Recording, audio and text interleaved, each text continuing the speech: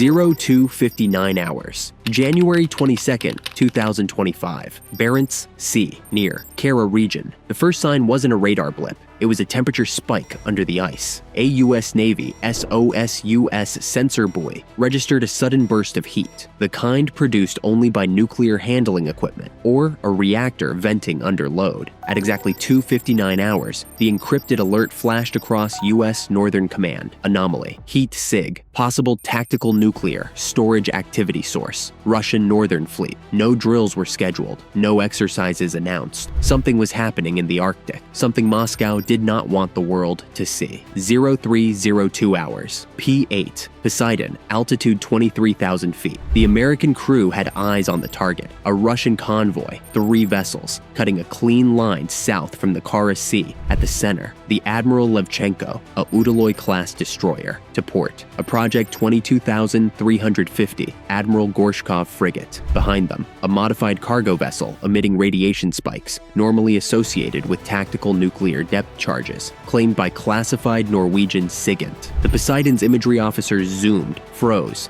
enhanced. Crates, shielded containers, a crane arm locked in transport mode, not standby. The pilot's voice cracked the silence. This is active nuclear movement, no question. 03:07 hours. Pentagon, secure analysis cell. The images hit Washington. Analysts clustered around the massive wall display. One of them muttered, "This is not posturing, this is deployment." The convoy's formation was tight, the kind used only when escorting strategic payloads. Not fuel, not sonar gear, not standard weapons. This was nuclear. Unverified intelligence from a Baltic human source claimed Russia authorized short-range tactical nukes for Arctic defensive readiness. If true, it meant one thing. The Arctic line had shifted. Russia was preparing a nuclear shield. 03:13 hours under the ice. A U.S. Navy hydrophone buoy detected another signal, a pressurized hull noise, low frequency, smooth, controlled. A Russian Kilo-class submarine, then another, then a third. 3 subs, all armed with Caliber cruise missiles, maneuvered into a triangular formation beneath the ice. That formation wasn't defensive. It was ambush geometry. The Navy's acoustic analyst tapped the screen. This is a nuclear escort triangle. They're protecting something on the surface. 3:16 hours. USS Louisiana SSBN 743. Deep below the surface, America's response was already awake. The Ohio-class ballistic missile submarine was running silent. The captain received the encrypted burst. Russian tactical nuclear assets active maintain stealth. Stand ready for second strike posture. Inside the control room, no one spoke. Every sailor understood what that message meant. The Arctic was shifting from tension to possible nuclear confrontation.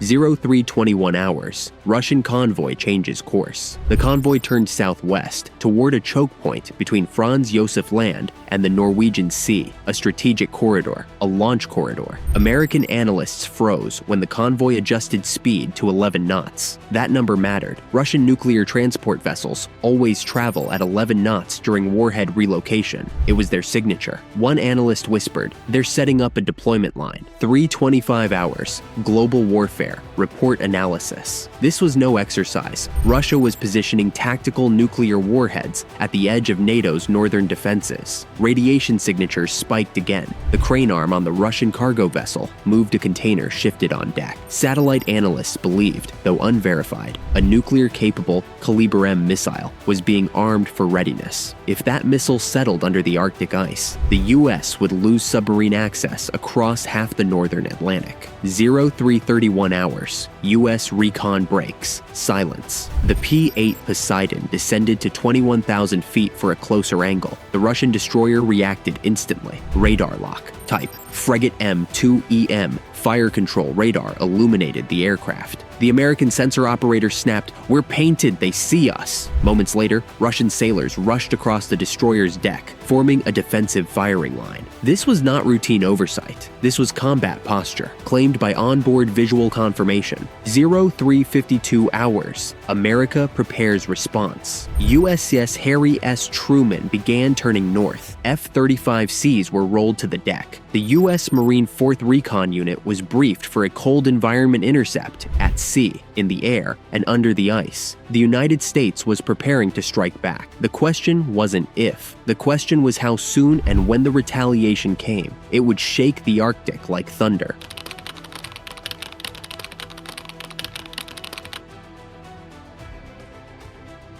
4:06 hours, Arctic line, near Norwegian Sea. The Russian convoy kept pushing south. The US P-8 Poseidon had already pulled back to avoid escalation, but surveillance continued through satellite, hydrophone buoys, and a classified under-ice drone system known as Glacier Hawk. At 04:06 hours, Glacier Hawk captured something new. A cargo bay door on the Russian vessel partially opened, a long cylindrical object being moved by a tracked loading arm. The drone's AI tagged the shape. Potential Iskander K variant, nuclear, config, unverified. Inside NORAD's command center, analysts went silent. If true, Russia wasn't just deploying nuclear depth charges. They were positioning a tactical nuclear strike system inside the Arctic corridor for 11 hours. Pentagon Emergency Command brief. The US had enough. The order was issued. Enact Arctic Response Protocol Red. Launch Arctic Containment Package 1.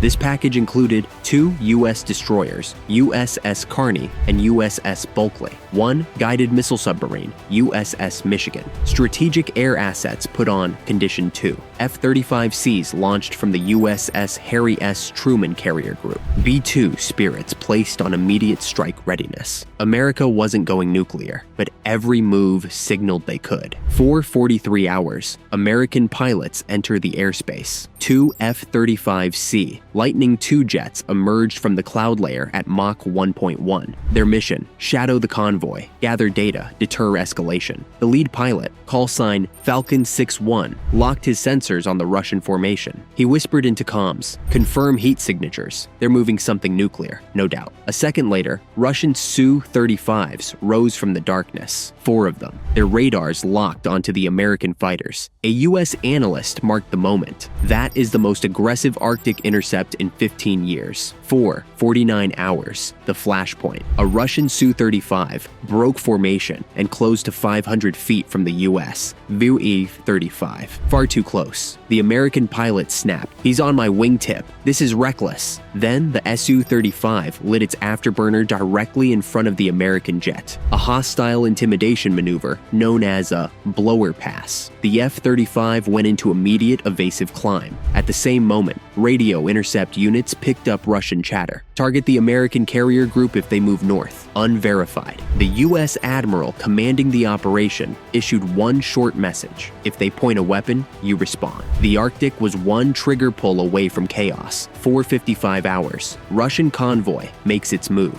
Russian ships altered formation again. The cargo vessel shifted behind the destroyer. The classic pattern used when preparing to deploy a strategic device. Glacier Hawk picked up a new thermal reading, a missile tube warming, not on the surface vessel, not on the destroyer, but on a Russian submarine. The USS Michigan's sonar chief confirmed. That's a Caliber M pre-launch thermal signature, high probability, possibly nuclear configuration. If the Russian sub launched that weapon into the Arctic exclusion zone, it would create a nuclear denial shield that would change Arctic access for decades. Washington had run out of patience. 05:02 hours, the U.S. counterstrike decision. The National Command Authority approved Operation Icefall, a shadow operation, never acknowledged publicly its mission: neutralize Russia's nuclear deployment without crossing into nuclear exchange. America was done watching. 05:07 hours. The operation begins. A B-2 Spirit stealth bomber, already airborne under total radio silence, crossed into the Greenland ice corridor. Its bomb bays were loaded with GBU-57C Earth penetrators, EMP-capable disabling warheads, non-nuclear, GN model anti-radiation glide weapons. The B-2 wasn't aiming to destroy Russia. It was aiming to blind the nuclear deployment. 5:11 hours. F-35s strike first. The American F-35s launched MULD-X decoys and AGM-88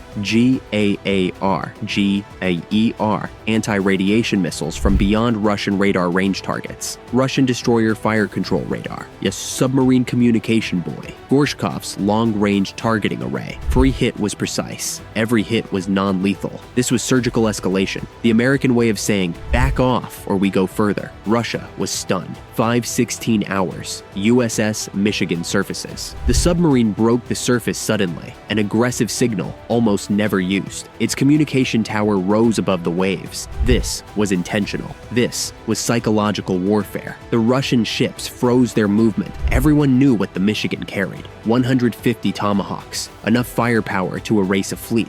0519 hours. The breaking point, Russian radars flickered, then died. The B-2's EMP glide weapons had hit their mark. A senior Russian officer reportedly shouted internally, "We are blind, our targeting is offline," claimed by intercepted internal comms, unverified. With their radars down, they could not track American ships or aircraft. The entire Russian Arctic operation stalled. 0525 hours. Russia retreats. The cargo vessel turned sharply east. The destroyer moved to shield it. The submarines withdrew deeper under the ice. The nuclear deployment had collapsed. Russian tactical nukes would not enter the Arctic corridor that night. 0531 hours. Pentagon sitreps arrive. A message came across the secure line. Russian convoy reversing, submarines disengaging. No further hostile locks detected. The Arctic was quiet again, cold, silent, but changed forever. 534 hours. Global warfare. Report conclusion: America had not fired a nuclear weapon, but it didn't need to radar outages, decoys, electronic warfare, precision signal strikes. The message was delivered. The Arctic is not yours. Russia tested the boundary, and America answered with steel, shadow, and silence. The Arctic remembers, and so will the world.